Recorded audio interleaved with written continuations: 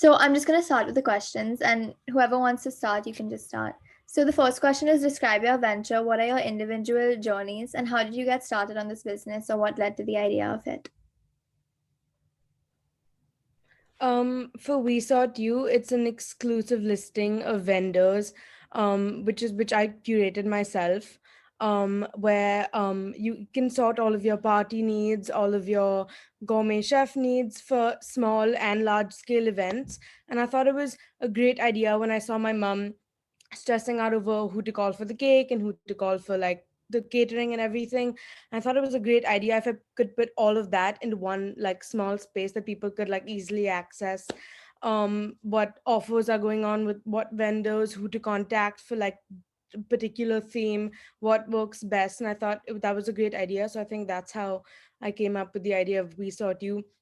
And my mom helped immensely because she'd been doing this for so long and with her friends. And I mean, all of her friends were extremely happy because it was a lot easier for them. So I think that was what we had behind We Sought You. So mine is a self-sustainable stationery brand where I make greeting cards for various wishing needs throughout the year. So the initial concept was kind of 12 wishes in a box, and this enables a person to make one purchase, and they have many, cards. And so obviously during the pandemic, like others, like smaller businesses, I had to move mine to a digital platform, and that's where I created my a website where you can now purchase an e-card. Yeah, so that's mine. So Aara Health is a women-centric health tech company, and we are focusing on building and creating affordable and accessible products and services for women in India. We're also focusing on education around healthcare that is stigmatized and largely inaccessible to women living in India. So we focus a lot on talking about issues like menstruation, menopause, PCOS, and other like women-related health topics that aren't as openly discussed. Okay, amazing. So, is this your full-time job, or is this something that you are able to balance with your other stuff like education or other work that you do? And if it's not full-time, but if it is full-time, then is this something that you want to build into your career? And is this something that you thought you would do when you were a child? And how do you feel like your background, your education, or other things that you've done have prepared you for a business like this? Well, for We Sought You, it's not a full-time thing because I'm still in the 12th grade. I still go to the Ambani school. I'm still like working very hard in the IB. But I hope to make it a full-time thing. But I do plan on going to college in the UK next year. So in the beginning, I thought it would be kind of a hard thing to juggle those two things, two very important things in my life, work and school.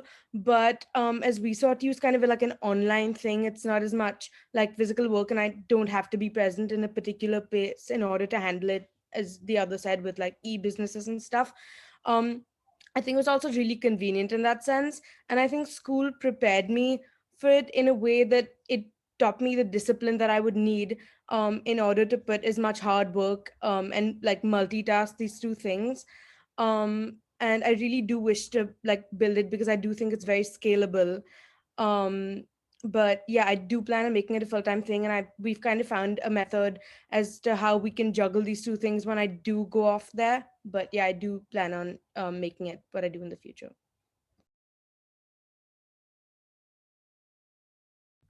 Um, Um, oh, go um, ahead. so I'm obviously working on this full time. I graduated this year from college. So this is pretty much my full-time job now. But I think in terms of background, I majored in digital technology in college. So it's a bit of a jump to healthcare. I never thought I would be in the healthcare space at all, but I always knew I wanted to do something around women's health and women empowerment. So this is on the same track, but obviously different to what my education was in. But I think it's played a big part in what we're doing now because, like I mentioned, we do a lot of online content around women's health topics. So I think my major helped me in that sense because I did UX design. So even throughout our entire product development phase, that really came into handy, whether it was website development or just research and R&D. So I think that helped me a lot. But I definitely didn't expect myself to be in the healthcare space, considering I don't have a background in medicine or health at all. But yeah. So for me, like Tia, I'm still in high school, so this is also a part-time venture. I try and juggle school and my brand. Hopefully, this is something I can carry on in the future. I do think it's scalable again. So yeah, I'm just still working on that. And in terms of has school prepared me for this? School has taught me a few things about being an entrepreneur, of course, but most of the work or whatever I've learned is from actually getting my hands dirty, for lack of a better word, or and speaking to my dad, because he's a businessman. So like just between all of that, learning stuff about business. So that's how I've kind of learned. Yeah. Okay, so now that we've spoken about a lot of things that have helped you, like your education, your background, and family, what are some things that you feel like some roadblocks that you face, and what are the difficulties that you face so far, or how have you overcome them? And do you ever feel like this venture sometimes is just too big of a responsibility for you to handle? A roadblock that I didn't think I would have to face, but I did, was that people, when I first like started the page and stuff, I don't think people really understood what the purpose of it was, because people would assume they can call us and we'd like event plan for them. But that wasn't the idea we started off with. We had venture like vendors that we would get in touch with, and we'd promote them in essence on one page that would make it easier for people to come. And we got a lot of like price please request type of things, and we kind of had to we created this automated message. Whenever anyone asks for price, it just goes through them. So I think that was something we had to overcome to get people to understand what we were really trying to do here.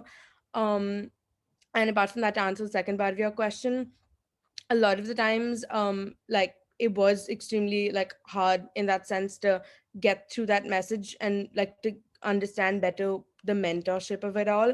But I feel as though my mom really helped me in that sense, and like in order to overcome those blocks, because she's like Urvija, she's also dad, she's also a businesswoman, and she was like my main mentor behind everything and really helped me um come up with creative solutions to get people to better understand what we were doing.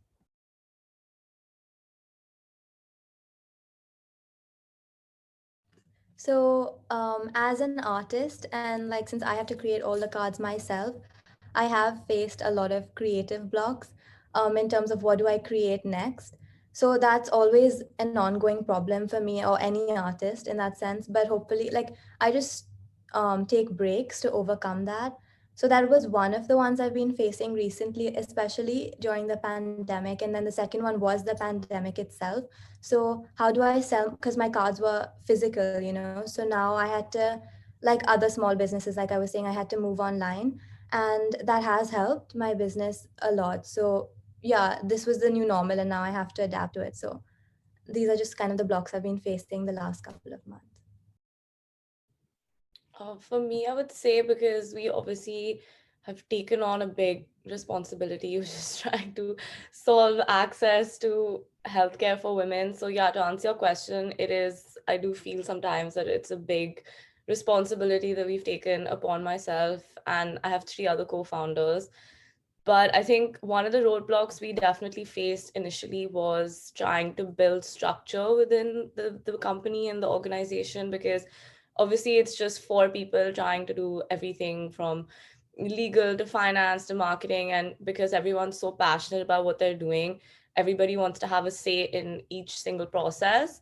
And you will realize that that's not realistic, because everyone can't do everything. You need to have separate roles, and people really need to own those responsibilities. I think how we overcame that was just being able to trust each other. And I have amazing co-founders who we all get on really well, and we're all extremely passionate about what we're doing. So I don't think at any point we feel we don't trust the other person to take care of something that we can't look into. And it's better to just focus on your area of expertise where you have the most experience, as opposed to trying to micromanage everything. So that was definitely something we faced initially. And now I think we're in a place where we all have our own individual responsibilities and we can manage that pretty well. So, being women, do you feel that this has influenced or impacted the chosen field that you're in, or Do you feel that there's a difference in what you do based on your gender? For example, our parents' generation, they often talk about some of the difficulties that they felt while they were working. So have any of you faced anything like that? And or has your age even ever been like a stumbling block for you?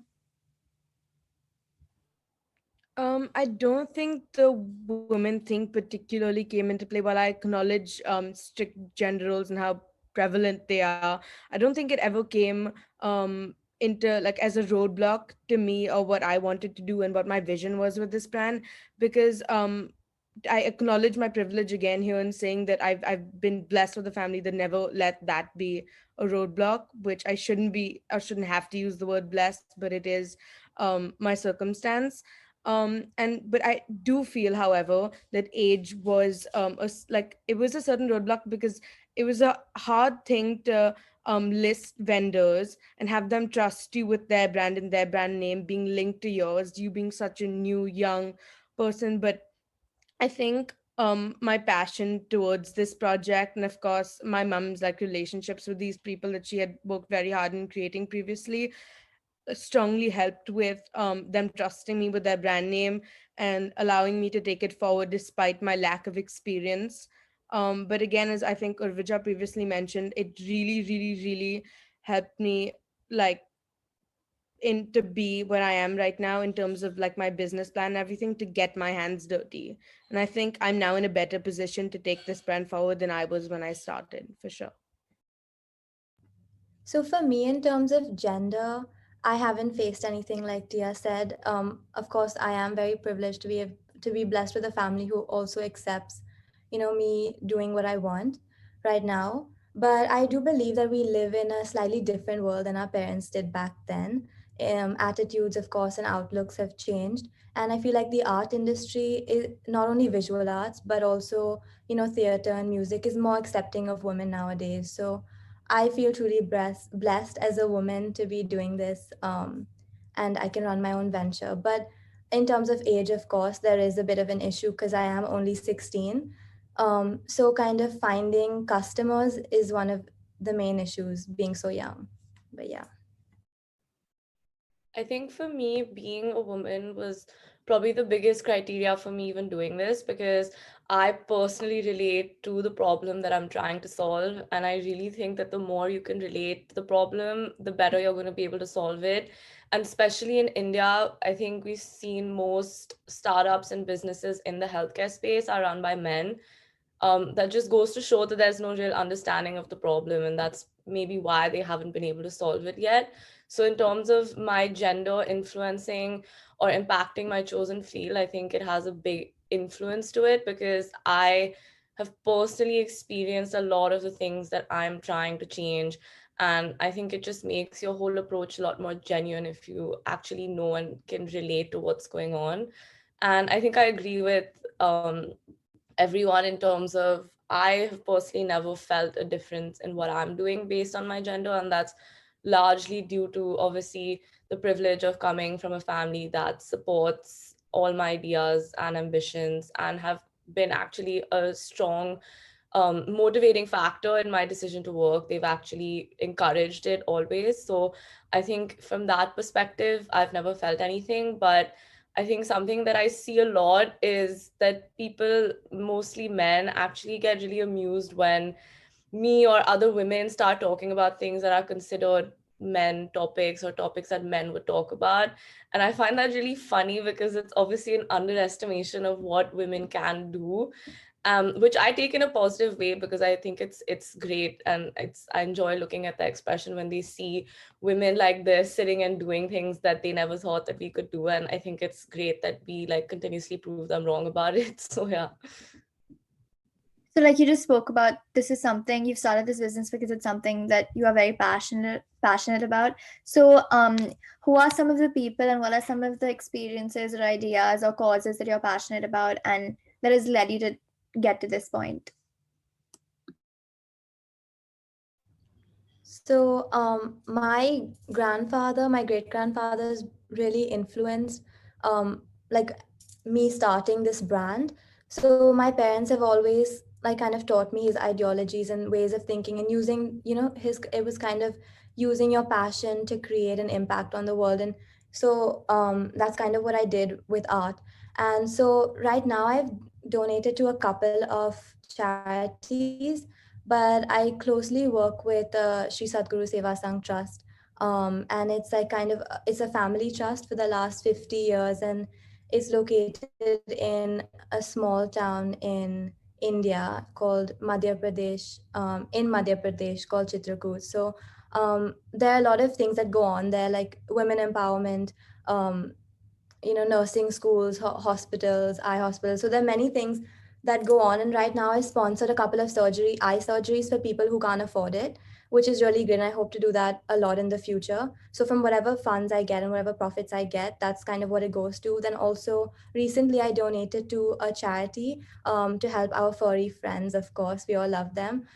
So it was basically getting these, the reflective collars for dogs. So usually on the road, in the night in India especially, a lot of cars just kill these dogs to and so wearing these collars kind of prevent these accidents for the dogs.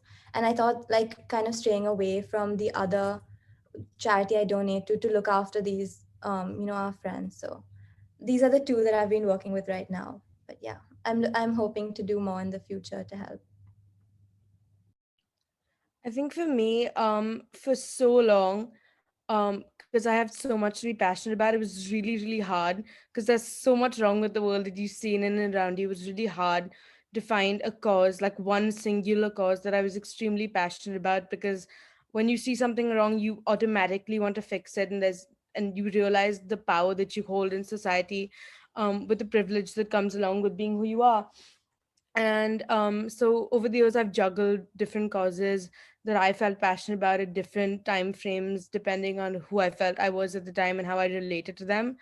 And so women empowerment has always been a big one. My team is a beautiful, trustworthy, amazing, honest team filled with amazing women, that I entrust, with my vision for this brand. um, they work tirelessly, especially my media team, to get us the followers, to get the engagement, to get people to see our brand. And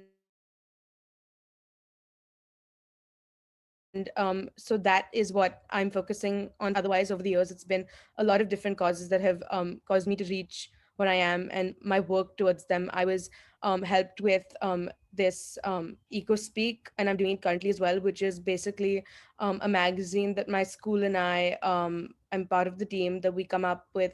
Um, Magazine in which we talk about all of the pressing environmental issues that our world currently faces.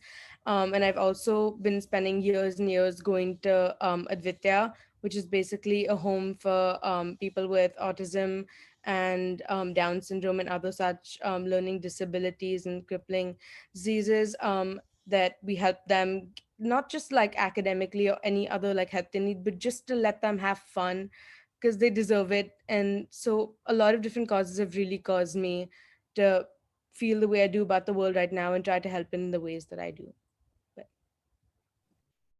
Yeah, this is a tough question because obviously a lot of things that I'm passionate about and people who've influenced me. But I think my biggest influence would, once again, like everyone mentioned, come from my family. I have a lot of strong women in my family who've inspired me in many ways, whether it's my mom, my grandmother, my aunt. So I think I take a lot of inspiration from them. I'm also very inspired by my co-founders, Malika, Pragya, and Ahilya. So they really motivate me and push me to do more and to be better. That's exactly what you need, to be like, that's the right environment for you to be in, especially when you're starting something new. You need to be around people who are as passionate as you are about the cause.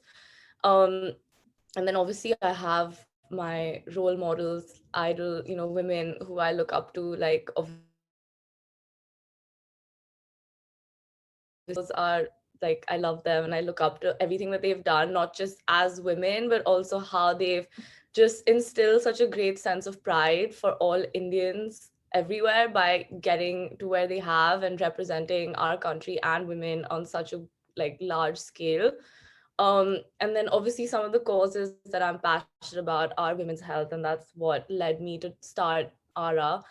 And I think one of the biggest within women's health is access to sanitary products. That's something that we take for granted living in, urban cities, and having the kind of access and privilege that we do. A lot of women in India don't have access to sanitary pads, and only 12% of women in India actually use sanitary pads. So that's a cause that we've actively tried to contribute towards.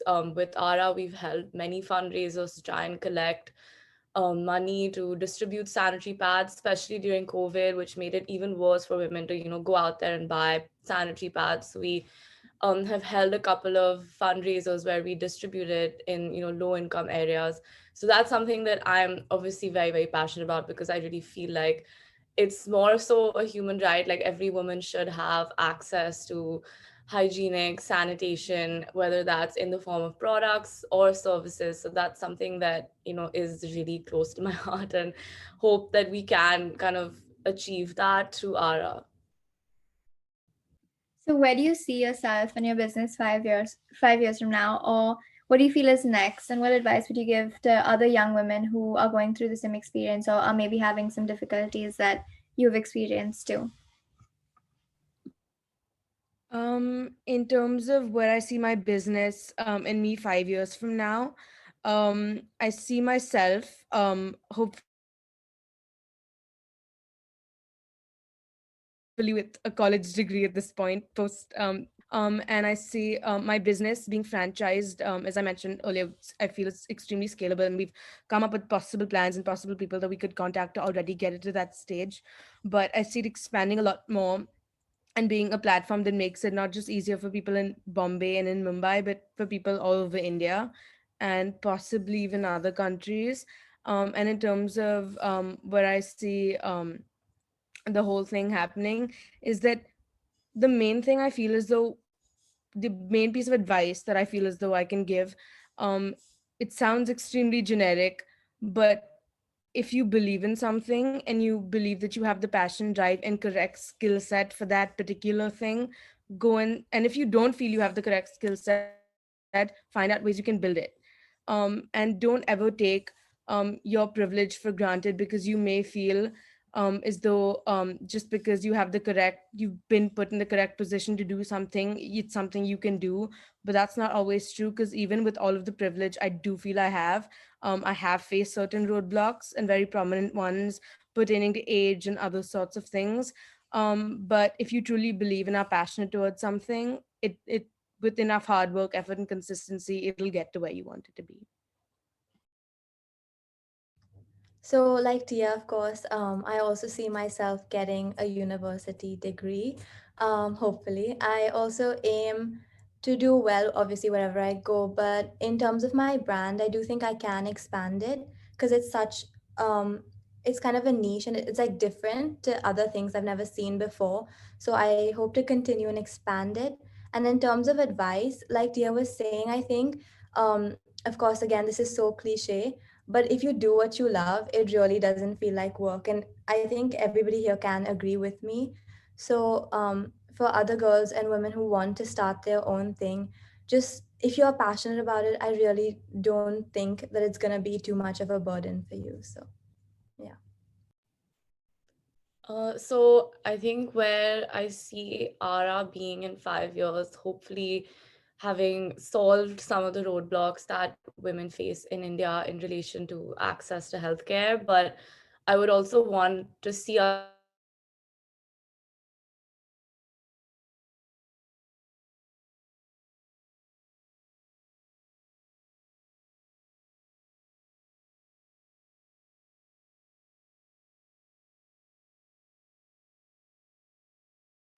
Yeah.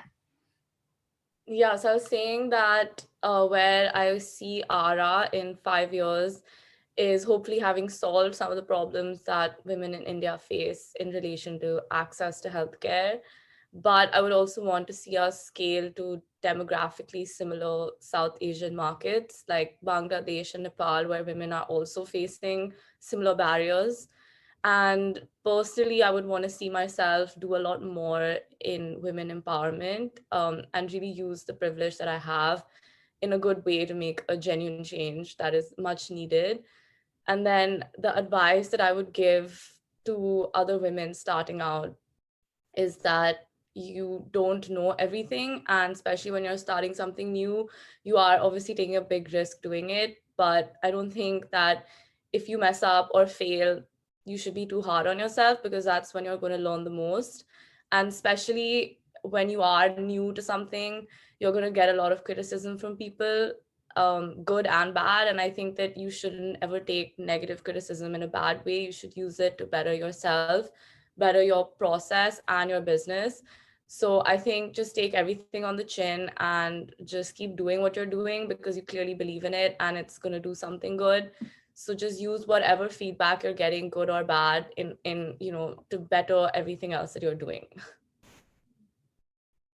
So, on days that you feel that you're overwhelmed with work or life, how do you push through that to focus on your business? I think on those days, the best thing to do is surround yourself with people that empower and inspire you, and do something is completely different from the work you normally do. Because if the work you normally do is stressing you out, you have to find a clear alternative, do things you love. And this sounds like extremely generic advice, but I do mean it from the purest, most honest place. When use all of the hobbies that you've accumulated over the years and spend time doing what you love. Because although I think Urvija earlier mentioned that when you do what you love, it doesn't feel like work, but sometimes it's actual real work and it feels extremely stressful. Because when you get into a business, not all aspects of it were things you were expecting to get into, especially when you create a team. But when you do have to get into all of those aspects, sometimes things that you're new to stress you out. And I really do think that you should spend some time away from those things, and try to get yourself to remember why you love doing this thing, because work is work.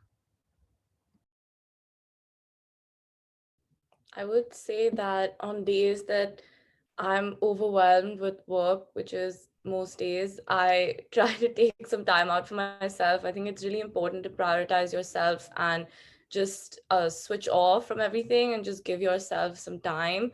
I think we take our mental health and emotional health for granted a lot of the times, trying to fit ourselves into such a busy world and busy life. And I think it's really important to just clock out for a second. And I think the way that I do that is just either just watching TV for a bit, or reading a book, or even just talking to my friends. Just taking out time to do things that make me happy and that are not gonna overwhelm me or stress me out in any way is really important.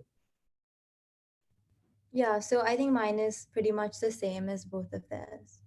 Just basically taking a break. Okay. So the last question, that if you had to start over at the same age, what advice would you give yourself? It's a good question. I think the advice I would give myself is something that Navya shed light on earlier, is that always take all criticism as valuable feedback instead of disheartening comments. But I do feel as though when criticism comes from sources that um, want the best for you, it should be taken valuably and considerably and taken into account to be something important to your business. But when it comes from negative sources, alternatively, take the feedback in your stride, but don't always listen to what is being given to you. When you're new into businesses, it's kind of hard because you always think that everyone's more experienced than you, and you don't really know what you're doing, even though you're really passionate about what you're doing. And so all feedback seems like valuable feedback. But once you kind of get your feet wet and get into it more, you really understand people's intentions towards you and your work, and you know which feedback to take and which feedback to let pass, because not all of it would be valuable to you, your mental health, or your brand. I would say that have more confidence in yourself. I would definitely give myself that advice. It doesn't matter how old you are, what gender you are, where you're coming from. Just be confident in what you're bringing to the table, which is a lot more because you're already doing something at this age and you're making a difference. So just believe in yourself and be confident. Just because you don't have the right skill set or you don't know this or that doesn't mean that you can't do it, and you should not allow somebody else to tell you what you can or can't do. So I would definitely say just be more confident in what you're trying to do. So for me, it's of course it's believe in yourself and kind of keep doing what you're doing. Because sometimes there are negative comments that come your way in what you're doing and stuff, and sometimes it can dishearten you. So if you just keep on going, I think that's best, and that would probably be the advice. Just believe in yourself, because you know your ideas are important if you're passionate about them. So yeah.